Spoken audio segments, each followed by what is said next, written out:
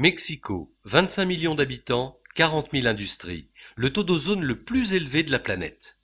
Le gouvernement de la région de Sao Paulo, plus grande ville du Brésil et quatrième ville du monde, aurait dépensé 1,5 milliard de dollars pour les maladies provoquées par la pollution de l'air.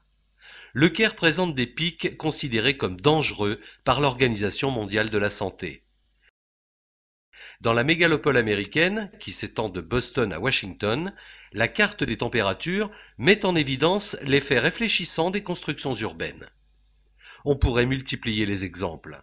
Aujourd'hui, toutes les grandes métropoles subissent les effets des pollutions atmosphériques et de la densification.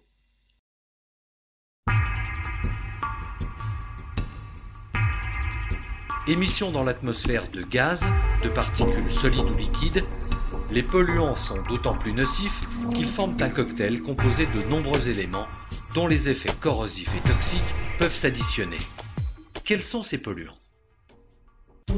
Parmi les agents polluants les plus connus, citons l'ozone, le dioxyde d'azote, le dioxyde de soufre et bien entendu le monoxyde de carbone, un gaz incolore, inodore et très toxique.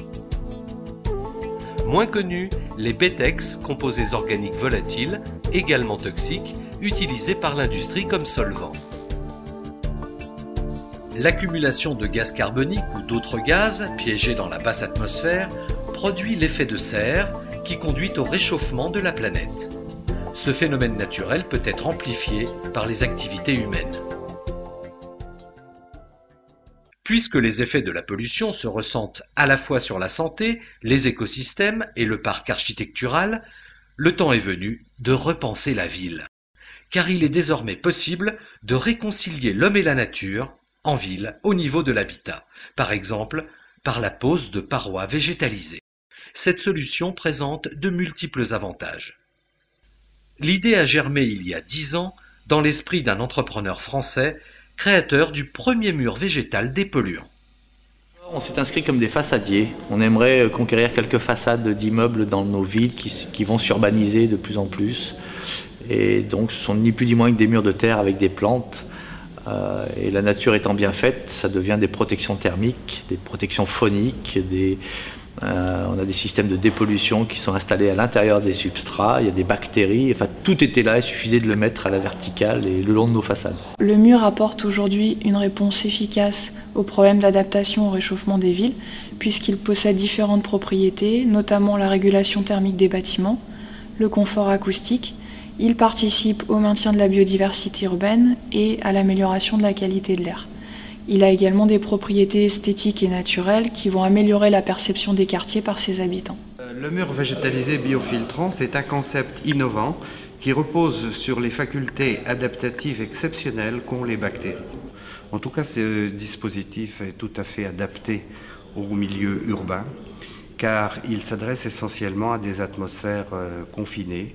Les premières études préliminaires qui ont été faites notamment par l'Université de Savoie sur un prototype, ont permis de montrer qu'en matière de composés organiques volatiles, par exemple, la dépollution était considérable. Le système de biofiltration mis en œuvre par Canvaflore cible tout particulièrement les oxydes d'azote, les composés organiques volatiles et plus précisément les BETEX, ainsi que les particules en suspension. Les études déjà menées confirment que le mur végétalisé a la capacité de diminuer la concentration de ces composés. L'hypothèse est que les particules sont fixées par le support de culture et que les autres composés, également fixés par le substrat, sont consommés par les bactéries et recyclés par les plantes. Depuis des années, dans le pôle recherche et développement de Canvaflore, des professionnels expérimentés et créatifs mettent au point des solutions innovantes à la demande des maîtres d'œuvre et d'ouvrage. La structure en acier est fabriquée en sous-traitance par des partenaires de Canvaflore, comme l'entreprise iséroise Metal Partner. L'étude est personnalisée pour chaque projet. Cette technologie permet une intégration spectaculaire dans le milieu urbain tout en mobilisant des matériaux légers et des systèmes intelligents de gestion d'eau de pluie permettant aux murs de fonctionner en autonomie. comme à Lausanne, pour une station de métro au mur et à la toiture, habillée par Canvaflore, lui garantissant une excellente isolation thermique. Le concept du jardin vertical, selon Canvaflore, peut avoir de multiples applications. Projet artistique pour un lieu d'exception à Paris, dans le quartier Villa Montmorency. Le bureau d'études de l'entreprise travaille souvent en étroite collaboration avec les concepteurs du projet, comme pour la réalisation du premier mur végétalisé intérieur, commande de l'architecte Elisabeth Porzenpark et destiné au siège du journal Le Monde à Paris.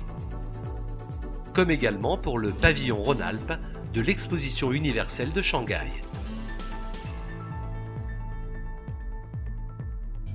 Ce schéma nous montre le principe de fonctionnement de la toiture biofiltrante destinée à renouveler une partie de l'air du pavillon rhône-alpin à Shanghai.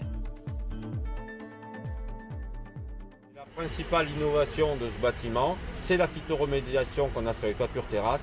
Ce bâtiment fonctionne comme un poumon, il épure l'air extérieur pour avoir un air intérieur plus sain. Ça, c'est une première technologie qui a été faite à Shanghai pour l'exposition universelle. Verticaliser le végétal permet une forte économie au niveau du foncier qui est aujourd'hui réservé aux espaces verts.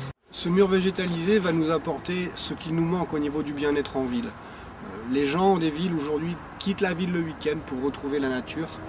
La présence d'un mur végétalisé à côté de chez soi, proche de son balcon, sur le mur d'en face, nous permet de retrouver ce lien avec la nature dont on reproche à la ville de nous couper aujourd'hui.